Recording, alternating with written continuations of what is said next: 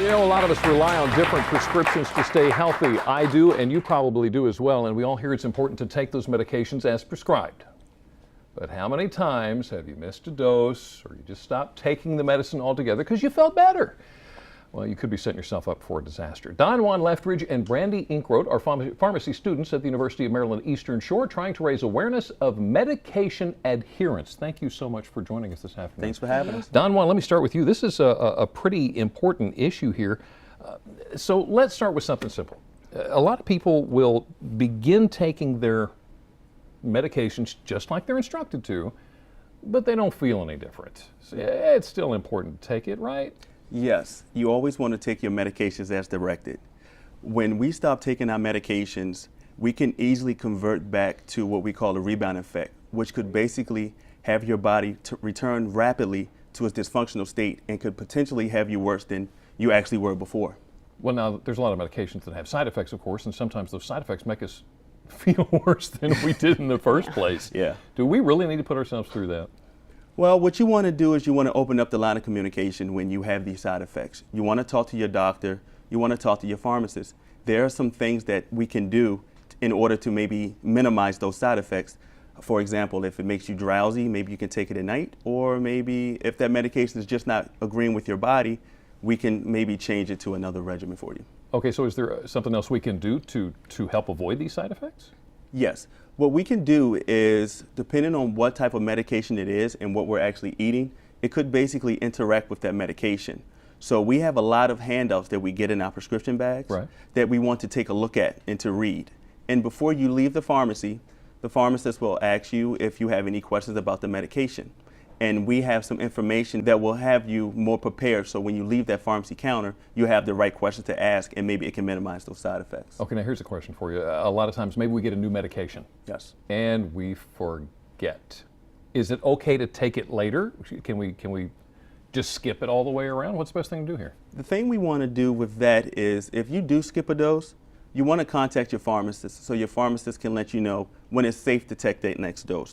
Do not take it upon yourself to just say, oh, I forgot, let me take it now. It may be a little too close to where you may be already due to take your dose, so we don't want you to double up on the medication. So in other words, it's not a one answer fits all kind of thing, right, Brandy? You've got to talk to your...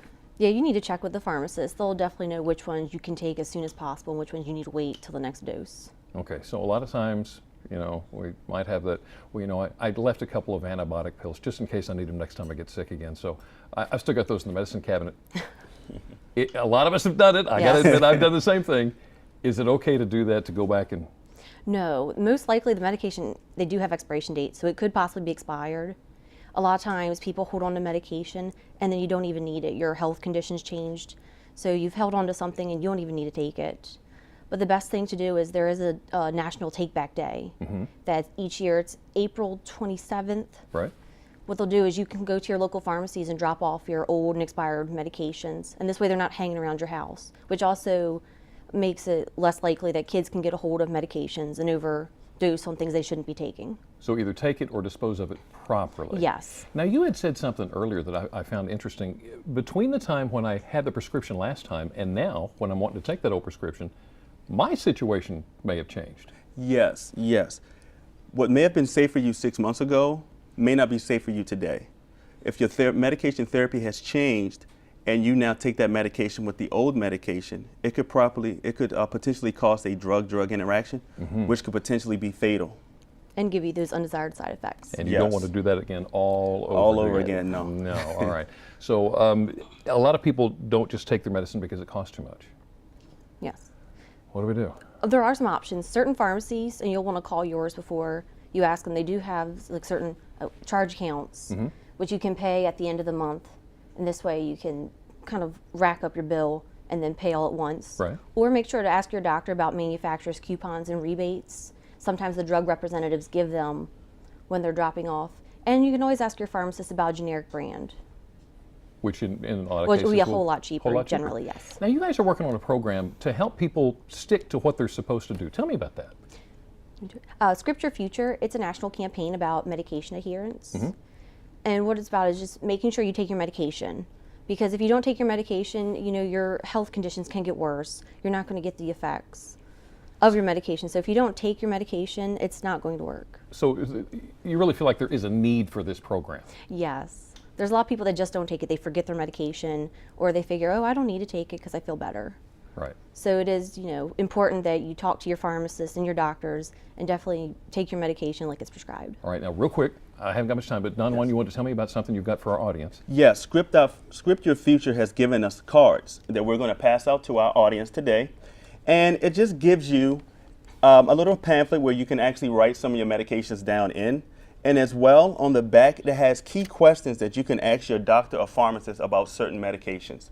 What this does is gives you more information so you can understand your medication properly, so you know the importance of being and remembering to take it. Yes, sir. Don Juan, thank you so much. Thank Brandy, you so much thank for you having so us. much for Thank joining us you. this afternoon. If you missed any of the information or you want more about the National Drug Take-Back Day, you can go to DelmarvaLife.com and click on the Show tab.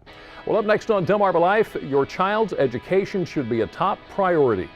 So, are you doing all you can to make sure that education will prepare your child for a bright future?